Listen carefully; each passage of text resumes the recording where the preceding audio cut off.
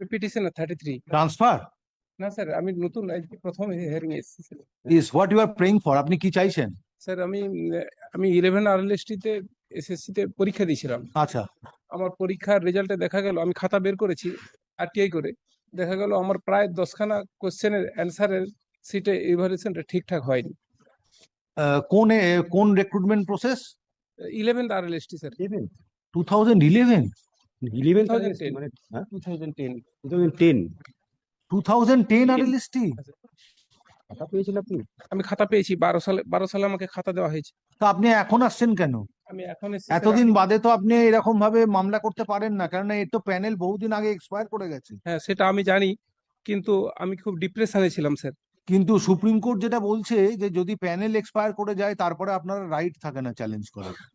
কিন্তু প্যানেল যদি এক্সপায়ার করে, আমি তো দেশের নাগরিক, আমার তো বিচার পাওয়ার অধিকার আছে। হ্যাঁ, কিন্তু সেই বিচারটা তো আইনানুগ উপায় হবে। সেই আইন যেটা বলছে সেখানে প্যানেলের যদি এক্সপায়ারি হয়ে যায় তারপর আপনারা সেই প্যানেলটা চ্যালেঞ্জ করার অধিকার থাকে না।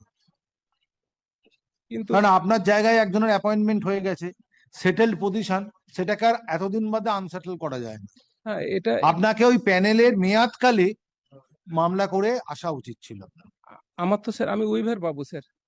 আপনি বলুন যে আপনার রিক্রুটমেন্ট প্রসেসটা কবে হয়েছে? রিক্রুটমেন্ট প্রসেসটা 11 সালেই কমপ্লিট হয়ে 11 সালে যখন কমপ্লিট হয়ে গেছে, তার মানে 12 সালে প্যানেল শেষ হয়ে গেছে, 13 সালে।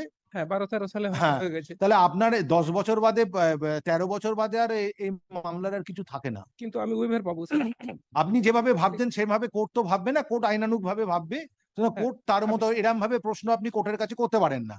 এখন যেখানে সুপ্রিম কোর্ট বিভিন্ন মামলায় বলে দিয়েছে যে প্যানেলের যে মেয়াদকাল, সেই মেয়াদকাল উত্তীর্ণ হয়ে গেলে সেই প্যানেল আর চ্যালেঞ্জ করা যায় না। সুতরাং আপনি এতদিন বাদে সেটা তো চ্যালেঞ্জ করতে পারেন না। কিন্তু চ্যালেঞ্জ আপনি করতে পারেন, কিন্তু সেই চ্যালেঞ্জ ফলপ্রসূ হবে না।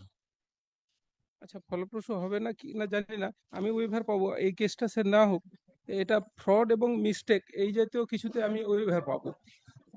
লিমিটেশন অ্যাক্ট 1963 তে আমি উইভার পাবো। যে কেসটাকে আমি চ্যালেঞ্জ করতে চাই, চ্যালেঞ্জটা অন্তত অ্যাকসেপ্ট হোক। কারণ আমার ইভ্যালুয়েশনটা ঠিকঠাক হয়নি স্যার। আবার আমার অভিযোগও আছে যে আমারটা ইভ্যালুয়েশনটা ঠিকঠাক হয়নি। মানে এমন হতে পারে যে 71টা ছেলেকে পার্সোনালি টেস্টে ডাকা হয়েছিল, ওই 71টা ছেলের ইভ্যালুয়েশনের ক্ষেত্রেও কিছু ডিস্টার্ব থাকতে Who পারে। is appearing for the commission? I'm for the commission. Do you have any instruction? No, my lord, I've not received the brief yet. Well, obtain instruction and come No. back after vacation. Great. এটা নিয়ে নিন। এটা এটা No, no, Thank you, sir.